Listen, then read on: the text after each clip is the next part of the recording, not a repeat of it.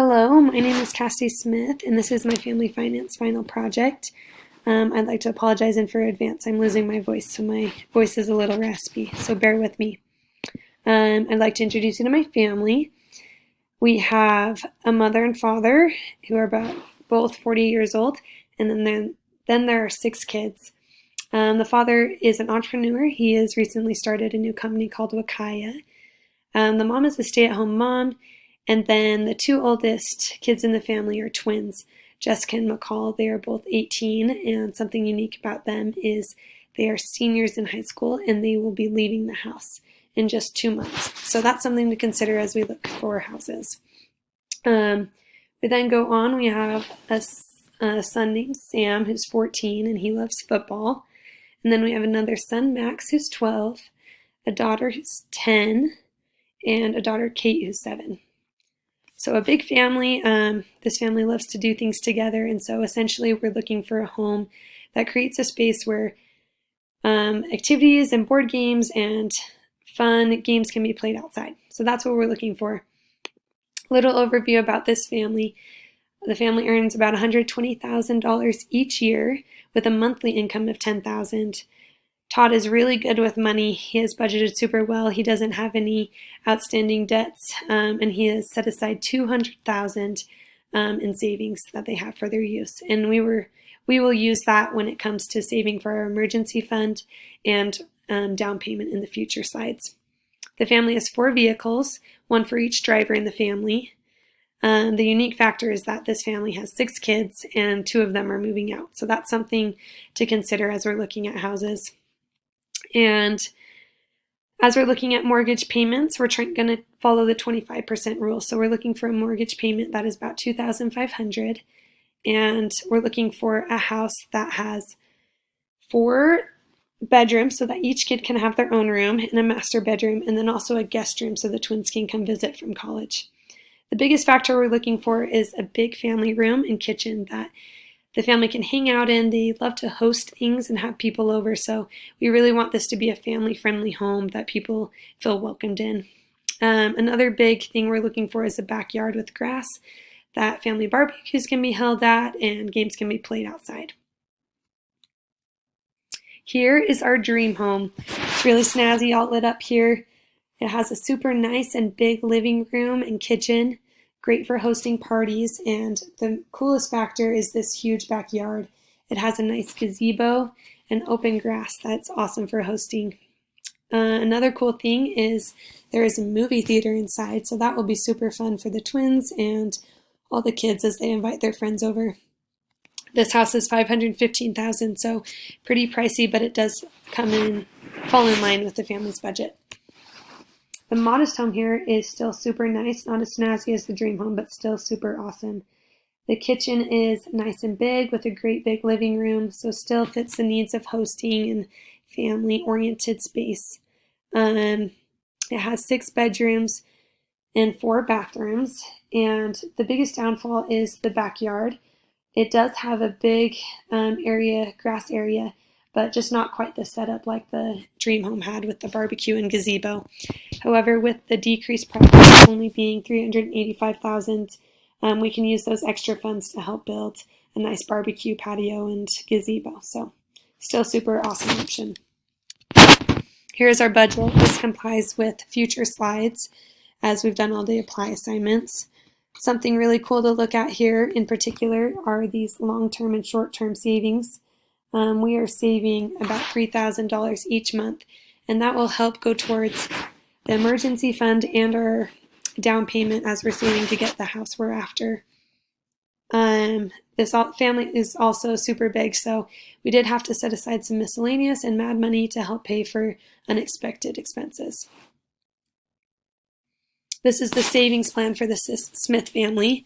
Because Todd just is recently starting up a new company, there's a lot of risk associated with that. So the family wants to make sure they have a good 6-month fund set up. In order to do this they're going to need $60,000. So that's a lot of money. So they've chosen to take $30,000 from their $200,000 that's set aside in the savings account and put it towards this emergency fund. So they're actually only needing to save $30,000 for this emergency fund. They've decided to set $500 aside each month, and as they do this and put it in a CD account, they should reach their emergency fund in about 3 years. The family has also decided to do a 20% down payment option, and to do this, they need to save $103,000 for their down payment. The family has also chosen to take $50,000 out of their $200,000 again to help reach that $103,000. So the family's really only needing to save $53,000, and they're going to do this by saving $800 each month and putting it into a CD account. And by doing this, they should reach their down payment amount in about just over 5 years. This slide right here is comparing different mortgage terms. So whether or not we're going to take out a 30-year mortgage or a 15-year mortgage. As we look here, the 30-year mortgage monthly payment is significantly less than the 15-year mortgage payment. So that's something to consider. We will learn in future slides that the 15-year mortgage, while it does have a greater monthly payment, we find out that it saves us money in the end due to interest. And at this point, I was leaning towards the 30-year mortgage plan because I wanted to buy the dream home, even though it was a little more expensive. I figured we needed to save on monthly payments. Taxes. Everyone loves taxes. The big thing to look at here is how buying the home actually gives us tax benefits. So without the home, the family has to apply to the standard instead of the itemized deduction. So the family without the home, the family has a $24,000 deduction, whereas with the home, they have a $24,633 deduction. And the family tax liability without the home, it has a $7,298 tax liability, but with the home, it has a $7,222. So essentially, the family's saving just over $600 each month on taxes, which doesn't seem like a lot, but when it goes in the grand scheme of things, that adds up. And so having buying the home does create a tax benefit for this family. Transportation. This family's pretty lucky. They have 4 cars, so each driver has a car. Something to consider is the twins are both going to have their own cars for the first 2 years while they go to college. But then once Sam turns 16 in just 2 years, he's going to take a car and the twins are going to have to share. These gas prices and insurance and taxes all add up to a lot down here, but essentially that's not how much the family is going to be paying. The family carpools a lot and takes advantage of the 2 Honda Accords. They'll take those cars as much as they can to save on gas and save on depreciation and maintenance fees. So essentially, this family does have a lot of decreased prices. They plan on spending about $1,000 each month on transportation, and that's written into their budget. Long-term debts, like I said before, Todd has been super good at not accruing any long-term debts. So the only debt he pays each month is about $1,000, which is just 10% of their monthly income. So they're paying $1,000 each month, and that's it. PITI stands for principal, interest, taxes, and insurance. So that's basically how much it costs to buy your home. It's just your mortgage payment amount. And for the dream home, which is what I was rooting for at this time, it is about $2,165 each month. On this slide, we're looking to see if the family qualifies for a loan and if they can afford the dream home. We do this by using this 36% of gross income calculation.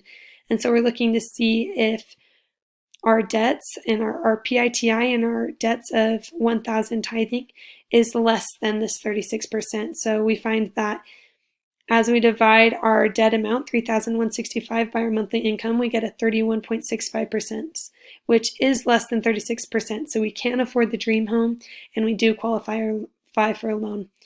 This 31% is basically telling us that the family is really good at paying off their loans, so that they should qualify for this mortgage. Buying versus renting is a big decision. For this family, buying is the best option because they plan on staying in this house for 7 years and possibly even staying in this house throughout retirement. So this could be the last house they buy. The biggest thing this family is looking for is they want to create a home that fits their needs and wants. They want to be able to renovate it and have the freedom to do whatever they want in it so that it fits exactly what they want. They want a house that's filled with love and security, that the family can grow closer together in. And that really is most easily obtained through buying the house instead of renting. When you rent it, you're at the will of the landlord. You have to get approval for everything. And there's no sense of ownership, and the space is usually a lot smaller. There are some pros to renting, however. You avoid a lot of maintenance fees and property taxes, and you can focus on other debts instead of paying for a huge mortgage that buying incorporates. But essentially, buying is the best option for this family. This slide is comparing interest you would pay for a 30-year loan compared to interest you were paying on a 15-year loan. And when you compare these amounts, it's pretty drastic.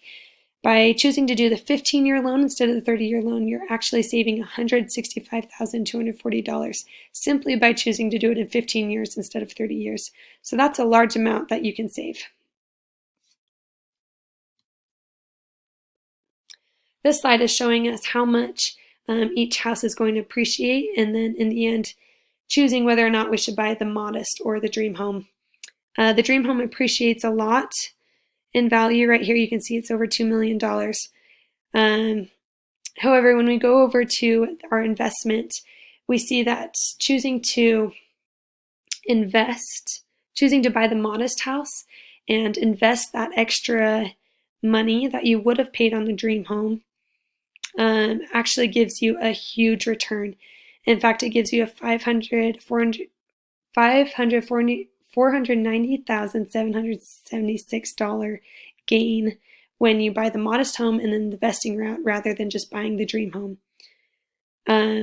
So that's super awesome and something that this family should really consider. At this point in the semester, when I was doing this apply assignment, I was set on doing the dream home. But after doing this apply assignment on appreciation investment, I realized how much can truly be saved by choosing to buy the modest home and invest what we would have paid on a dream home instead. I think this is a huge, although the family could have afforded the dream home and made those payments, realizing how much you can save by investing in a modest home instead and then investing that extra amount in just a savings account and getting those returns is so much more and allows you to have so much more financial security going forward. So in conclusion, the best housing option is the modest home. This whole semester I've been rooting for the dream home because I thought it was super snazzy and nice, but in reality, buying this modest home will best fit these families' needs. They'll be able to create that home based on love and security, and they'll be able to design it the way they want and the way that will fit all their needs. It still reaches, although it doesn't have the backyard we want, the extra money we save through investing can be put into building that awesome backyard that the family's after, and it would also give the family a lot of peace of mind going forward, knowing that they are financially secure and that they can do the things they want to do in the future. And they can go boating, they can go on missions, they can do all the things they want with that extra fund.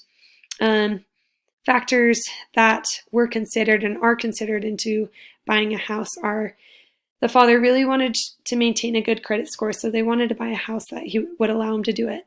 They wanted a space that would be big enough for future grandkids and people coming to visit.